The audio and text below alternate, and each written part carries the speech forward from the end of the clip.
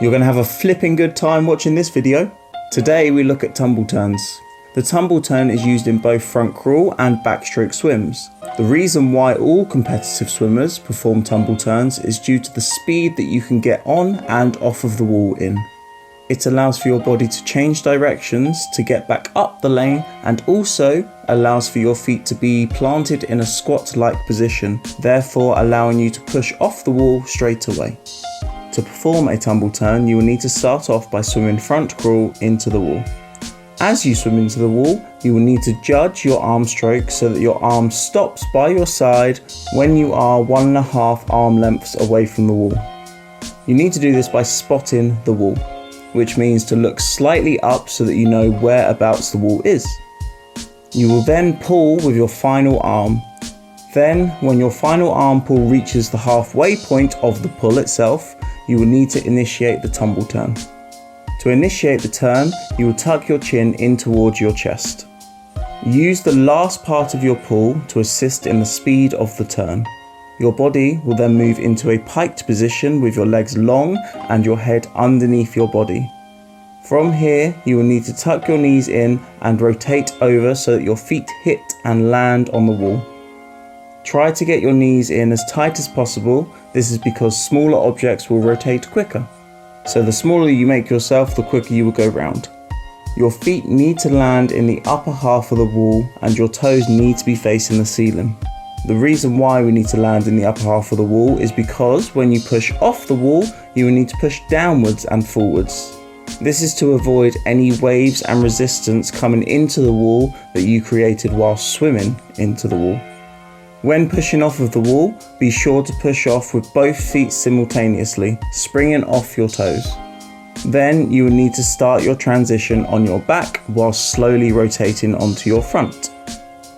I'm going to run through a few ways in which we can learn how to do a basic tumble turn. Standing turns. If you have never tried to do a forwards roll in the water before, then this is probably the best place to start. First of all, try and do a somersault without any aids.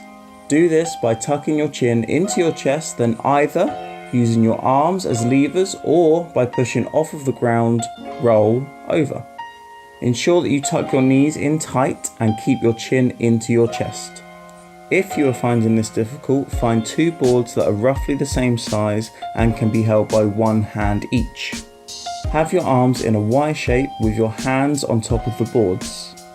Using the same points as before, keeping your chin tucked in and tucking your legs in when rolling, push down on the boards as you start to go round.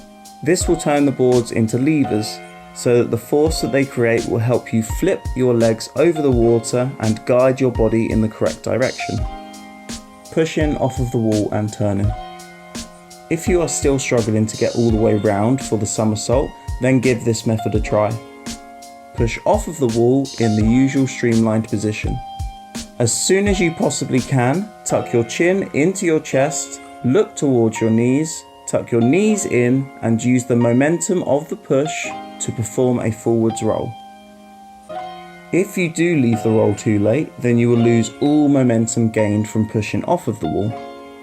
So in this case, the earlier the better. Sequencing. Now that you can perform a forwards roll, you will need to learn the order of what to do when you first plant those feet on the wall. For the time being, we are going to do this without a wall. Firstly, you will need to know how to land on the wall and what position. So, perform a standing somersault, and when you have gone halfway round, you are going to lay out on your back with your knees bent. This is to simulate landing on the wall with your feet. When here, try to ensure that your feet are facing upwards because you will need to push off on your back. The next phase is to roll, lay out on your back and then push.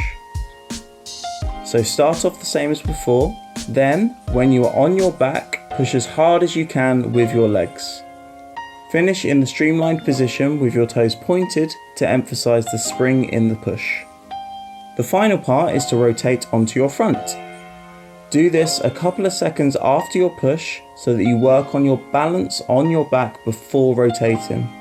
When turning onto your front, use your hips to turn. Progression onto the wall. Right, when heading onto the wall for the first time, it can be a bit scary, so these methods will help you get the feel of where the wall is in regards to you. Holding onto the wall. Here, you will be holding onto the wall with both arms and your legs will be kicking so that your body stays up. When you are ready to turn, put your head down and flatten out your hands. This is so that they can slide off of the wall. Then tuck your chin in and look for your knees. Pike your body, then tuck your knees in and land onto the wall with both feet. Then finally push off the wall and transition onto your front. Kicking into the wall with boards. For this one, you will need to grab your similarly sized boards again. Start by kicking into the wall with your arms extended side by side. When you are just before the top of the tee on the blue line or about 2 meters away from the wall, then pull the boards down to your sides. Continue kicking into the wall, and when you are confident you are close enough to the wall, perform the tumble turn. Don't be afraid of getting too close. As long as your head isn't touching the wall when you turn, you will never headbutt the wall. The boards will give you more support during the turn, thus making it easier to turn. Use the sequencing learnt prior when pushing off the wall. Then, once you've got the hang of the turn with the boards, do the same but without the boards. This is to see whereabouts and at what angle your feet land on the wall. Finally, to get the positioning right on the wall, you will just need to pause on the wall for a second or so. Remember, you want your feet to land in the upper half of the wall and with your toes facing up at 90 degrees. It's time to roll on out of here now. I hope that this video has helped you understand the reasons for the tumble turn and helped you to progressively learn the turn itself. If you have enjoyed this video, you may enjoy future videos, so think about subscribing here. And if you're hungry for more content, then click this video here. It's the latest one. Have an amazing day, and I will see you in the next one.